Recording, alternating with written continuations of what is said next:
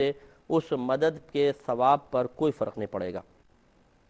یہ کہتی ہیں کیا یہ صحیح ہے کہ اگر ایک شخص کسی ظالم کے ظلم سے بہت ہی تنگ آ جائے، فیڈ اپ ہو جائے، تو وہ خودکشی کر لے یا پھر اس ظالم کو ہی قتل کر دے، اور پھر ہم اس پر اظہار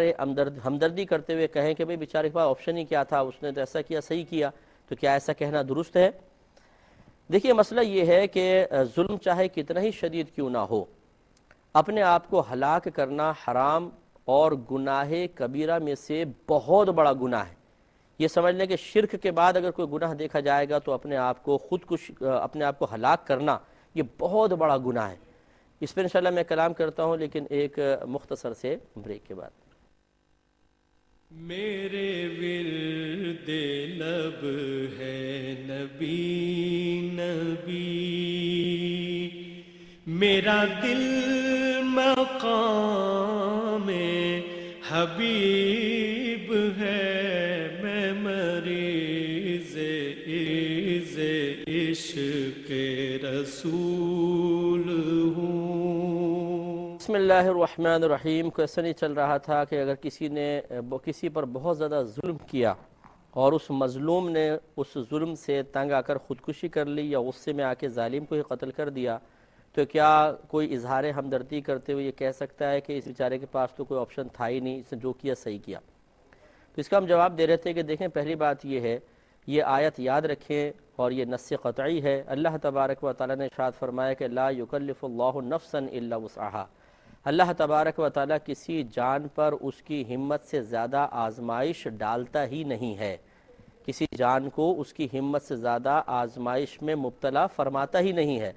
جب اللہ تبارک و تعالیٰ کے فرمان ہے، اس کا مطلب یہ ہے اگر کوئی تکلیف ناقابل برداشت محسوس ہو رہی ہے تو وہ ہمارا احساس ہے جو اس کو ناقابل برداشت بنا رہا ہے، ورنہ حقیقتاً وہ تکلیف یقیناً قابل برداشت ہے، اس لیے کہ اللہ تعالیٰ کا فرمان ہے کہ وہ کسی کو اس کی ہمت سے زیادہ آزمائش میں مبتلا کرتا ہی نہیں۔ اس کا مطلب یہ ہوا کہ اس مظلوم پر جو ظالم کا ظلم ہے وہ بھی قابل برداشت تھا۔ اب اس نے اسے ناقابل برداشت سمجھتے ہوئے اگر خودکشی کر لی تو خودکشی گناہ کبیرہ میں بہت بڑا گناہ ہے، یہ حرام موت مرا ہے، اور حرام موت مرنے والے کے بارے میں یہ کہنا کہ جس حرام کے علاوہ اس کے پاس کوئی چارہ نہیں تھا، یہ گویا کہ ایک گناہ کو جائز قرار دینا ہے یا اس گناہ کے ساتھ راضی ہونا ہے، تو یہ اس طرح کہنے والا بھی گناہ گار ہوگا۔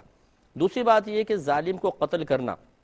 اب وہ ظلم کی آپ نے نوعیت تو بیان نہیں کی، اکثر ایسے ہی ہوتا ہے کہ جو ظلم کی نوعیتیں ہوتی ہیں، مثال کے طور پہ کسی کو مارنا ہے، پیٹنا ہے، اس کو زوال عزت میں مبتلا کر دینا ہے، اس کی پراپرٹی پہ قبضہ کر لینا ہے، دھوکے سے مال کھینچ لینا ہے، ان میں سے کوئی بھی سبب ایسا نہیں ہے جس میں قتل مسلم کو جائز قرار دیا جائے۔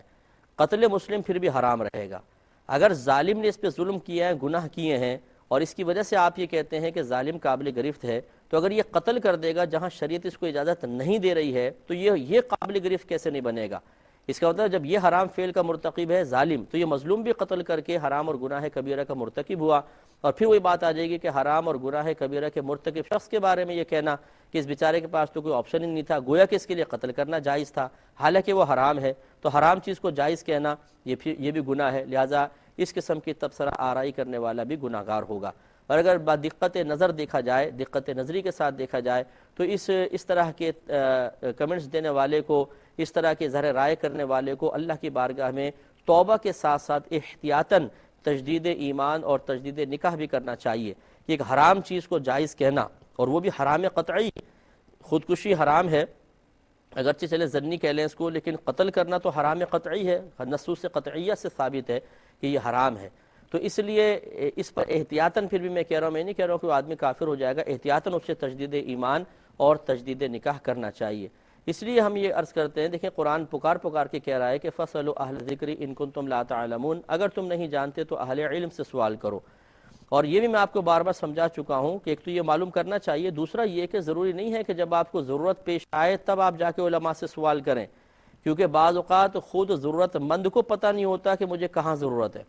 ایک شخص کاروبار کر رہا ہے، اس نے پیسے انویسٹ کر دیا ہے، کنڈیشنز طے کر لی ہیں، کاروبار چل رہا ہے، اسے نہیں پتا کہ مجھے جا کے معلوم کرنا چاہیے، لیکن جب اس کو بتایا جاتا ہے کہ آپ جس نوعیت کا کاروبار کر رہے ہیں یہ کنڈیشن غلط ہیں اور آپ کی روزی حرام ہے، وہ کہتے اوہ مجھے تو پتہ ہی نہیں تھا۔ اس کا مطلب ہے کہ ضرورت تھی کہ یہ معلوم کرے، لیکن اس نے اپنی دانست میں یہ سمجھا کہ مجھے ضرورت نہیں ہے، اسی لیے کہا جاتا ہے کہ اکثر علماء اسلام کی صحبت میں رہے، خصوصاً ان کی کہ جن کی صحبت علم دین میں اضافے کا سبب بنے۔ اور آج کل جیسے ہمارا یہ پروگرام ہے، اس قسم کے جتنے بھی پروگرام آ رہے ہیں یہ علماء کی صحبت اختیار کرنے کا بہترین ذریعہ ہے۔ اس کے لیے بھی اگر کوئی اپنا ٹائم نہ نکالے تو بیچارے پھر افسوس ہی ہے۔ تو بہرحال خلاصہ کلام یہ ہے کہ جو آپ نے صورتیں بتائی ہیں اس میں مظلوم کے لیے ہرگز یہ جائز نہیں تھا کہ وہ خودکشی کرے یا قتل کرے، اور اس پر اظہار ہمدردی کرنے والا بھی قابل گرفت ہے۔ یہ کہتی ہے